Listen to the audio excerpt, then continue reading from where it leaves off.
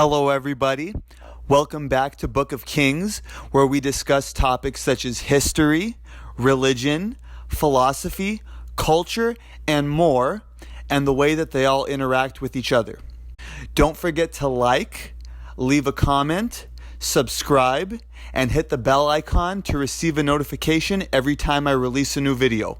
Hope you enjoy. Hello everybody, we are back for another video.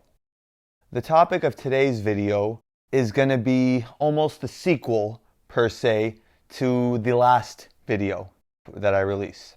So the last video talked about human suffering, explained from the perspective of relational frame theory, which is a theory derived from the field of behaviorism. And pretty much like we discussed, relational frame theory talks about how humans, through their capacity for language, are able to give arbitrary value to things and give certain concepts of relationships between different things, and how that ability to give arbitrary value has lots of great benefits to the human species and has lots of advantages. But it also has some disadvantages, and it can contribute a lot to human suffering. We talked about the example of the three-legged dog. Animals, they don't have the ability to come up with arbitrary value. So you would see a three-legged dog, it might slip and fall a little bit more, it might fall on its face, it might experience some of that discomfort when it has some of the challenges due to its limitations. But overall, aside from when it's having some trouble falling over and whatnot, that three-legged dog is going to be about just as happy as any other dog. But if a human being were in the same perspective, something such as that were to occur, they would lose a limb. They would also have same physical challenges and the same discomfort associated with that, but they would also have discomfort in addition to that three-legged dog in ways that the three-legged dog wouldn't. So in addition to just having that discomfort, they're also going to use their ability to assign arbitrary value and compare themselves to others. So, from the perspective of this theory, that is one of the main factors that contributes to a lot of the suffering that human beings have. So, we kind of ended it on the note of, okay, well, this is the source of human suffering. What can we do about that? What can we do to make things better? Well, that is going to be the topic of this video. And the answer to the question of what can be done to help alleviate the suffering that we as humans experience as a result of our ability to assign arbitrary value can be explained by an approach known as acceptance and commitment therapy. So, acceptance and commitment therapy is a therapeutic approach developed by an individual named Stephen Hayes, who is also the same person who developed the theory of relational frame theory. And being that it is developed in relation with relational frame theory, it is developed out of behaviorism. Except unlike what we commonly associate with behaviorism as dealing mostly with the behaviors that we could all see and feel and touch, that we can engage in and anybody else can see, acceptance and commitment therapy focuses more on the internal behaviors and internal experiences that humans experience, specifically the ones that cause us suffering. So, in talking about acceptance and commitment therapy, you may be asking yourself, what is acceptance and commitment therapy? So, as we always do, in describing what acceptance and commitment therapy is, we're going to look at the name. So, of course, the therapy part is kind of self-explanatory. It's a therapeutic approach. It's an approach to helping individuals deal with some of the suffering that we previously discussed. That is in line with relational frame theory. So, we got therapy out of the way. Now we have left acceptance and commitment. So, let's first talk about acceptance. So, as the name indicates, there's something that we're accepting or that one should accept. Well, what is it that we should accept? In answering that question, we need to go back to another set of concepts within behaviorism, and those are the concepts of public behavior versus private behavior. So first, let's talk about public behavior. So public behavior, sort of as the name indicates, are behaviors that others, the public, can observe, right? I'm clapping my hands. Somebody can observe that. That's public behavior. I'm jumping up and down, that's public behavior. I'm talking right now, that's public behavior. And key thing to remember in describing the concept of public behavior is it's called public behavior because anybody can, in theory, hypothetically observe it, whether or not they are observing it at this moment. So let's say you're by yourself in your room and you're clapping your hands and you're jumping up and down and nobody else is there to observe you doing this. That is still public behavior because in theory it could be observed by somebody whether or not it's being observed right now at this moment. So now we're going to talk about private behavior. What is private behavior? So when people generally think of behaviorism, they generally think of more public behavior. They think of, okay, we're talking about behavior. Behaviors are things that I'm doing, other people can see it, hear it, etc. But they don't usually think about things such as thoughts or certain sensations that we experience. And these are what would fall into the category of private behavior, or also referred to as private events. Now, private behaviors and private events are still behaviors, but they are behaviors that can only be observed by the individual experiencing them. So if I'm thinking a thought in my head, just in my head, I'm not even saying it out loud, that's a private behavior. Nobody else, even if they could try, could observe that behavior. Nobody other than me, myself, the one doing it. And also in line with public behavior, we have the private events. These are things that we experience that nobody else could observe. If I have a headache, and I feel a pain in my head, only I can observe that. Nobody else can observe it, but nonetheless, it's still an event that's occurring. It's a private event. So now, in hashing that out and discussing what are public and what are private behaviors, now let's go back to the question of acceptance. What is it that we're accepting? We are accepting our private events. Or more specifically, we are accepting thoughts, feelings, emotions. Specifically, thoughts, feelings, and emotions that are distressing, that are unpleasant, that we do not enjoy. The natural reaction of all living beings is when there's something that you don't like, something that's challenging to you, something that can be viewed as harmful to you, unpleasant. What's the natural reaction? Is you avoid it. You either through fight or flight, you avoid it in one way or another. You try to get rid of that thing that you don't like. Now, when it comes to real world, overt things that are in the world at large, we can oftentimes very successfully avoid things, and it may even be beneficial to do so. We're going to engage in some public behaviors that protect us from this thing we're avoiding. To go back to the example that we talked about in the last video, we were using an example of somebody wandering into a cave and being attacked by a tiger. So let's use that example again. We have, let's say, a random person, some hunter-gatherer per se, is going and is foraging for food. And then this individual stumbles into a cave. And within this cave, they see a tiger. And then this tiger, this real-world overt threat to them, attacks them, scratches them. They run for it. Right? They just book it and escape by the skin of their teeth. Well, they had a real-world overt threat, right? The tiger, and they engaged in a real-world overt behavior, running out of there for their dear life, and it actually was successful. So like I said, a lot of times, these real-world overt challenging things that occur, engaging in these overt behaviors of avoidance, can actually be beneficial. However, the same cannot necessarily be said for certain internal thoughts or feelings, internal emotions, internal experiences. Sometimes we cannot avoid them, and in fact, attempting to avoid them, not only will it not be successful, but it also may have lots of negative consequences and cause even more harm than good. It might even have the opposite desired outcome that we wish for. So let's do a little experiment. Okay, so everybody, whatever you do, for the love of God, do not think about pink elephants. Do not have that picture cross your mind. Don't think about it for a second.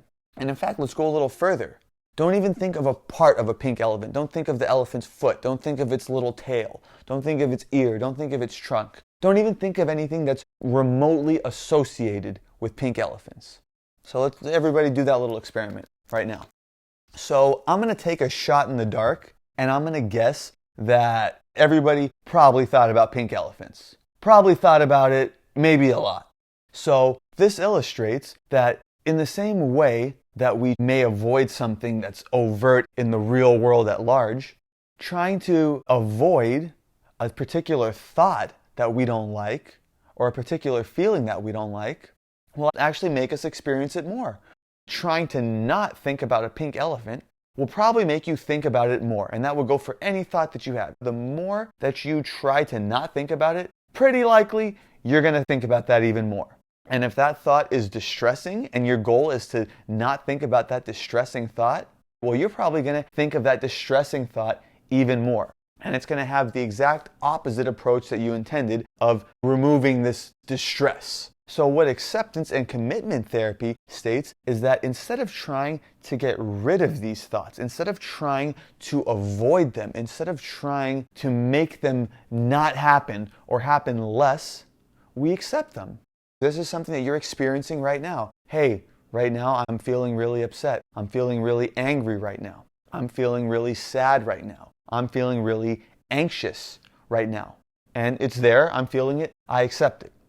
These are things which you can't shut on and off like a light switch.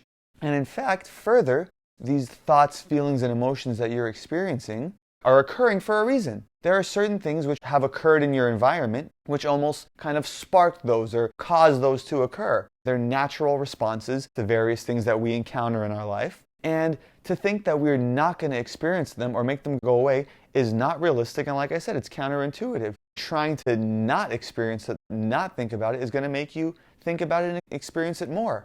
Therefore, giving it more power, giving it more ammunition. And when you accept it, then you take away the ammunition. So you don't necessarily cause those thoughts to not occur, but you take away their power over you. So what acceptance and commitment therapy tries to do is, one, have you accept it, and two, also kind of in line with accepting it, part and parcel with that, is viewing it more from a neutral stance. Don't necessarily ascribe any value judgments to it. I'm feeling nervous right now. This is really bad. Oh my goodness, I can't believe it. Why am I nervous? This is so bad. View it from a neutral stance. Okay, I'm feeling nervous right now. I don't necessarily like it. It's not necessarily pleasant, but I'm experiencing it right now. I'm experiencing it for a reason. There's something that occurred in my environment that caused me to experience this, and this is what I'm going through right now. And in line with that, accepting certain thoughts that you have, viewing them from a neutral stance. Let's say hypothetically you have a thought that was really distressing to you. It's something that you don't like. It bothers you that you had this thought. You thought about something that maybe doesn't line up with your values, what you hold to be right and wrong, good and bad, etc. So maybe you thought about punching somebody in the face, and then you're really against violence, right? You're really against being aggressive towards others. So one's reaction might be, oh my goodness, I can't believe it. I thought about punching somebody in the face. This is so bad. Oh my goodness, I can't believe it. This is terrible. Well, acceptance and commitment therapy would ask the person to try to view that from a more neutral stance. Try to view it without ascribing any value judgments to it. Instead of saying, oh, this is good, this is bad, just view it neutrally. I had a thought that popped into my head. Lots of thoughts pop into my head all the time. This is caused by certain things. Something in my environment caused this to happen. And kind of view it from a neutral stance. View it from the perspective that just because you have a thought about something, let's say you had the thought about punching somebody in the face, does that necessarily mean that you should do it? No, not necessarily. Does that necessarily mean that you're going to do it? No, not necessarily. Does that necessarily mean that that is what you believe to be good or bad? Does that necessarily mean that that aligns with your values? No, not necessarily. Let's say maybe you have a thought about something that's a statement of fact. Does that necessarily mean that it's true? No. Does that necessarily mean that that thought that you had is a definitive reflection of who you are as a person, what quality of a person you are? No. So acceptance and commitment therapy, like I said, has you view these thoughts and these feelings from a more neutral perspective without ascribing any value judgments on them, right? Just accept it. Hey, I'm experiencing this, and pleasant or not, this is what I'm experiencing. So we talked a little bit about values. Well, that leads to our next topic in acceptance and commitment therapy. So we talked about acceptance. Now that leads us to commitment. So committing. Commit to what? Well, what we commit to is to our values. So everybody has values, right? Everybody has things that matter to them. Everybody has things that are significant to them, right? And it varies from person to person. Some people, they value family. Some people, they really like playing sports. Some people, they're really an artistic person. They like to create art. Some people, they value helping others. Some people, they value learning something new, learning a new skill, learning a new topic. So everybody has values, right? So what acceptance and commitment therapy seeks to do is have individuals identify what their values are, and then based upon their values, identify certain real-world, overt outcomes or goals, accomplishments, things to attain, whatever words you want to use, that align with their values. So many of the other fields of psychotherapy have often sought to deal with certain distressing thoughts and distressing emotions. One, in certain cases, by trying to avoid them or to get rid of them. One of the strategies that's common in certain modalities of talk therapy is thought stopping. Stop the thought. Make yourself not think it anymore. And as we talked about before, the more you try to not think about something, the more you end up thinking about it, kind of in line with acceptance, right? And also, some of these other schools of thought in the realm of psychology seek to almost deal with these thoughts and eliminate them by reasoning them away. There's a lot of focus on identifying, okay, what is this thought you're having? Why? Why were you thinking this? What is the meaning of this? What's the significance of you thinking this? How do we resolve this? And there's often the approach that we can't deal with these overt issues in the real world. We can't deal with attaining these real world tangible goals that exist in the real world until we deal with these thoughts, right? Until we resolve them, until we reason them away.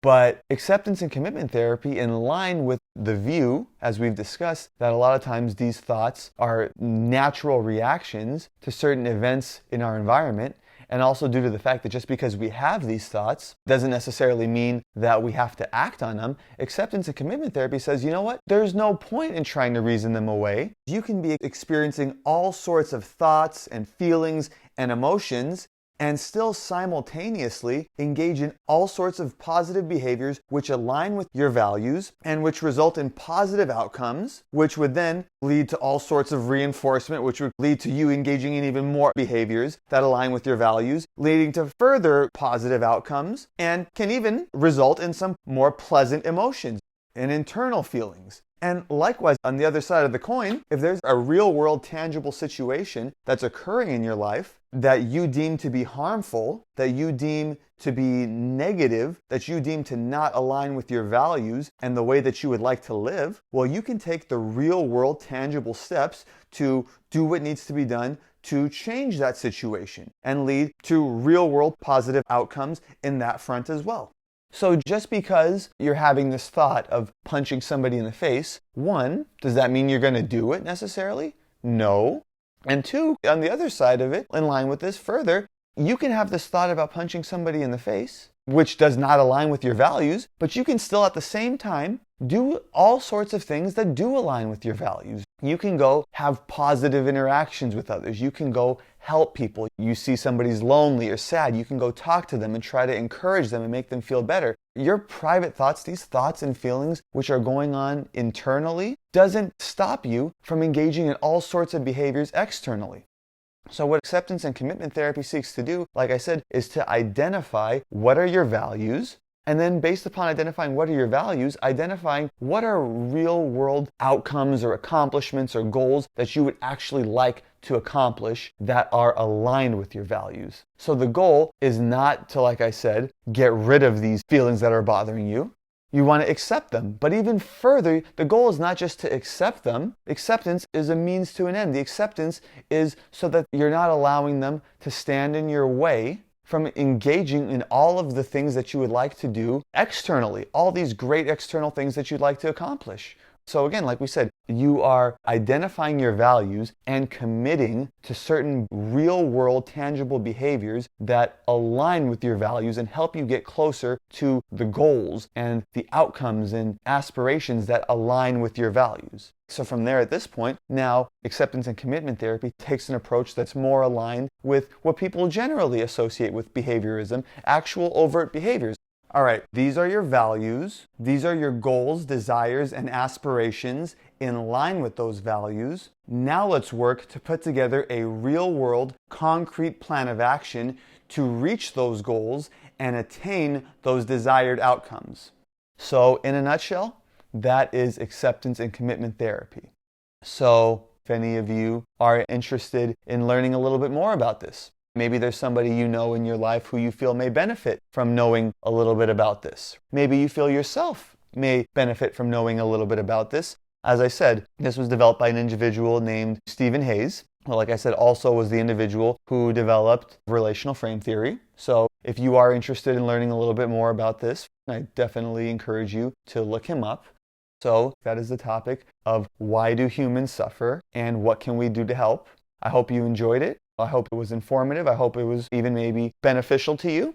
And if you do have any questions, or even if you have any difference of opinion, as I always say, feel free to write those in the comment section. So yeah, there you go. Hope you enjoyed. Talk to you next time. Thank you for watching. This has been another Book of Kings video. Don't forget to like, leave a comment, subscribe, and hit the bell icon to receive a notification every time I release a new video.